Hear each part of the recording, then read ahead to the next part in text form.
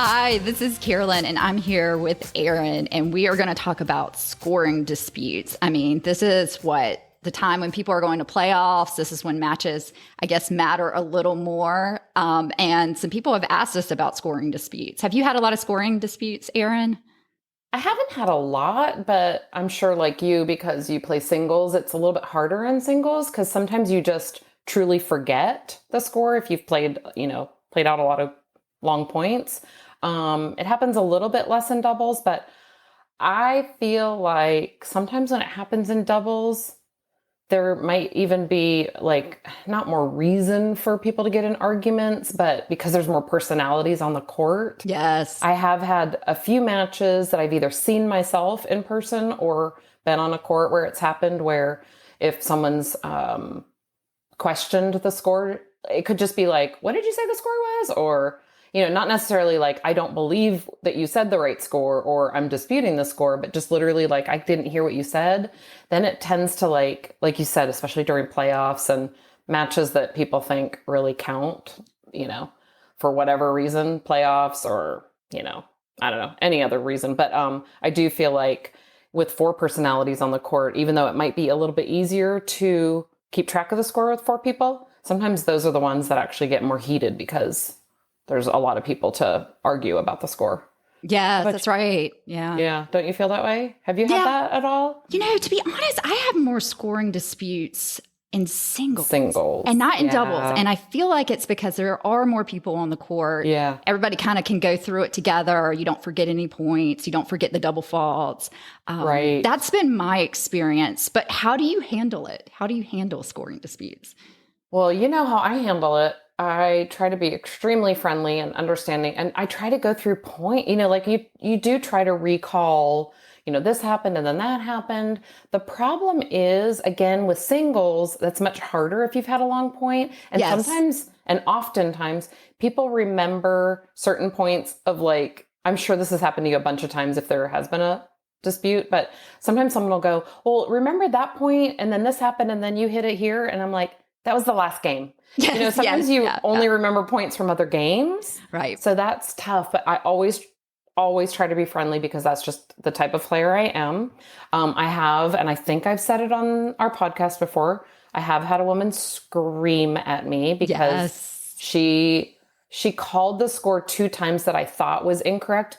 And honestly, the second time that it happened when she really blew up at me was we had played out a long point. It was doubles. We had played out a long point. And I remember before starting that point, I was thinking, because had already been broken. So I remember specifically thinking, if we win this point, then we will break back and then we'll be at, a different, like I knew the game score. And so when she called the score out and it was like 40-30 for them instead of 40-30 for, 40-30 for us. Right. And I questioned her on it. I was pretty sure I was right because I remember thinking if we win this point, then we've broken back or we've gotten to deuce or whatever it was. And when she called the score wrong and I questioned, that's when she just blew up and started screaming at me. Like other people came from other courts to see what was going on. Yeah. And that's hard. I try to diffuse that situation because I do not like to get in arguments on the court, but she kind of had a really bad day and just kind of blew up. So did you give it to her? Did you let her decide the score? I think we did. I think because we couldn't go back and, we couldn't remember the first point. And I said to her, I really think it's blah, blah, blah because of, we thought we were going to break back. And she just stood her ground, like argue. Like there was no way, I think that day of her life, like she was just in such a mood. I don't think that we could have convinced her otherwise. And I think my partner and I just decided it's not worth it. And we just backed down. Right. That's normally what I do too. Yeah. Didn't we just talk to someone? We did. We just talked to a guest that said this sort of happened to her. And she ended up giving the woman the game that the woman argued about. Yes. And then she still ended up beating her. And so then she said, I basically won the match twice. Yes. Yes. Right? Yeah, because if it's the game difference, I mean, that's a huge difference. That's huge 2 games, really. And I know right? that's happened to you at Fates. Yeah, that's happened to me before where she asked if she could change the scoreboard because she had had issues in the past with people changing the scoreboard the wrong way. And then that's exactly what happened at state. Yeah. And she switched it the wrong way. She switched it the wrong way. And then when I questioned her, she said, look at the scoreboard. Yeah. I will tell you, that's exactly what happened with the woman who blew up at me. She told me at the end of the match when she apologized that the reason she got so angry with me asking her the score a few times was because she had played a match the day before and a woman had questioned her several times on the score. And so she said, I didn't stick up for myself. So I felt like, like she had to fight anybody from then on that was going to not accuse her of the wrong score, but like question her on it. And my thought at the end of that was like, a woman yesterday asked you, I thought you were calling the score wrong. Today we thought you were calling the score wrong. You might be calling the score wrong. Right? Exactly. Exactly. Yeah. But we backed down because I was like, it got so heated and it was so uncomfortable. And it was at our club. It could have been at any club and I still would have backed down because that's just, you don't want to put yourself in that situation. It's adult rec tennis. Right. You're not getting paid. Right. Yeah. And it happens, I feel like it happens pretty rarely so that when it does happen, you are kind of taken aback by it. Yeah. And it kind of stands out, right? Because it's like and those ugly situations. And to be honest, I didn't really know the USTA rule on it. Yeah. I want to hear that. I love that you so I've looked at the rules. I've looked at Friend at Court 2021. Good, because I'm captaining 2 teams this summer, and I really need to freshen up on rules. So this will be good for me. Yeah. So I looked at the rule, and I don't think people do it this way. But in Friend at Court, I'm going to read it to you, and you tell me if you've ever done it this way or how you normally do it. Okay. So this is on page 41 of Friend at Court. Friend of Court, first of all, is more than 41 pages. Oh, it's really long. I thought that was like the quick guide. Isn't there like a 1-page or 2-page quick guide too? I don't know.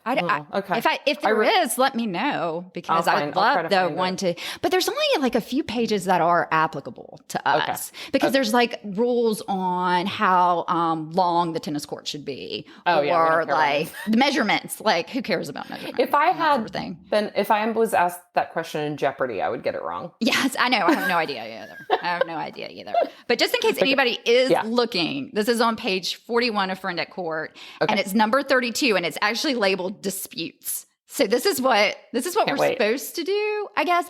I've never done it. I always just back down. Unless I can recall every single point and get them to agree to it, then I'm kind of like, okay. So it says disputes. Okay. Disputes over the score must be resolved by using one of the following methods, which are listed in the order of preference. Okay. So this is the first way they tell you to do it, which is count all points and games agreed upon by the players and replay only disputed points or games. But usually only the last point is disputed. So does that mean? I guess you would replay it, right? So you would just replay that point. So let's say you remembered the point before was deuce. Right? But then you're disputing, you'd have to agree that we were at deuce. And I guess that's she thinks it's add in. I think it's add out. And so the point I guess we agreed on was at deuce. And then, that's going to be hard. Okay. Yeah. Okay. So then the next way is play from a score mutually agreeable to all players, which I think is what we do, which is we just back down and we say, fine, it's 40-15 you. Yeah. Right? Yeah. If we don't. Mutually agreeable is a stretch, but yes. Yeah. You've just decided that it's not worth it. It's not worth it, right? Okay. Yeah. And then the last one is spin a racket or toss a coin. Yes. This is the one we just talked about. Yes. Remember? Yeah. Has anyone ever done this? I want to know. Have you ever done it? I have never seen it, but I actually did know that rule. And this is when I think it comes into play. And I hate to think it would be like my guess is when these are really disputed and you get to spinning a racket, I mean, I guess it could be a nice situation, but it also could be like, I absolutely positively will not agree that is the score, type of situation with an opponent. So to me, I think it's funny after all that time I would imagine it takes a little while to kind of go through like, well, I remember this point. Well, no, she did that. And then your partner did that. And, having a full conversation about it. I can't imagine all of a sudden someone's like, you know what, let's just spin a racket. Yeah, I know, right? That's going to solve it. And we're all going to feel good about that. Right? But I guess that's what happens. I guess. Like 50-50. Let us know if that's ever happened to you. If that's where you got to, or if you just back down, or if the other person just backed down. I remember, so I was at 6-5 States. So this was a couple years ago, because I think I was a 3-0, and there was a court beside us that was much better than us. So it was probably 8-5. I don't know, but they were much better than our court. But they looked like pros. They looked like pros compared to what I was doing. But anyway, we started a game and they were arguing over the score. They were like, no, it's this, it's not that. So I waited a second to see, but then they all came to the net. This was in doubles. They all came to the net, and I was like, well, I better go ahead and start the game. Like I was serving. Well, we finished that game and they were still arguing over it. And I remember at one point someone said, I'm not lying. And then the person on the other team said, well, I didn't say you were lying. I'm saying you're wrong. And I was so I don't know what eventually happened. Yeah. But we actually finished our match with them kind of still, it was the last game of the set, but we kind of finished the match and they were still kind of, talking about it. Right. So maybe they should have just spun the racket. Yeah, exactly. It would have moved things along. And then they were probably all kind of rattled or thrown off after that anyway, right? You kind of want to move along and get to it. I remember a story of a teammate at our club who played, I guess she must have played, it was a singles match. She played a singles match. This was years ago. She played a singles match. She shook hands at the net with her opponent. She had won the match. Yeah. She went home. She lives really close to the club. She went home, got in the shower, got out of the shower, and realized that she had had a call from her captain. So called her back within, a few minutes and said, hey, she thought her captain just wanted to talk about the match. And the captain said, the opponent, the woman that you just played, said you didn't really win the match. She remembered the score differently. Oh my goodness. At that point, I'm sure there's a rule in the rule book that says if you have shaken hands, right? You've walked off the court, you've gone home and taken a shower. I think the shower too. I mean, you got to add that in. I mean, there is a rule. I found that. Comparable to spinning a racket and just deciding that that's a little nutty. Yeah, that's crazy. I think once you leave, what's the rule say? It's got to be once you walk off the court, this is on page 38 at Friend of Court in the code. It says, shaking hands at the end of a match is an acknowledgement by the players that the match is over. Yes.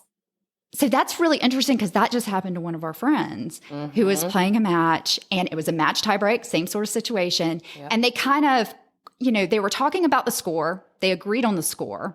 And then during the match tiebreak, I remember. During the match tiebreak. They were going over points because someone was confused. Going over points. They agreed to it.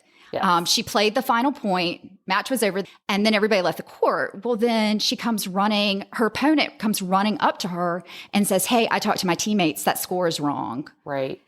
And she was just like, no, it's not. That's so awkward. It's such an awkward situation at that point because, I mean, what do they want you to do? Go back on and play it? Right. Oh, let me grab my racket and run back on the court. Yeah. The other thing too that I will say about that, and it has to do with this situation specifically, but I've had this happen before where people from other courts have tried to intervene into someone else's match, which they cannot do. They can't do that.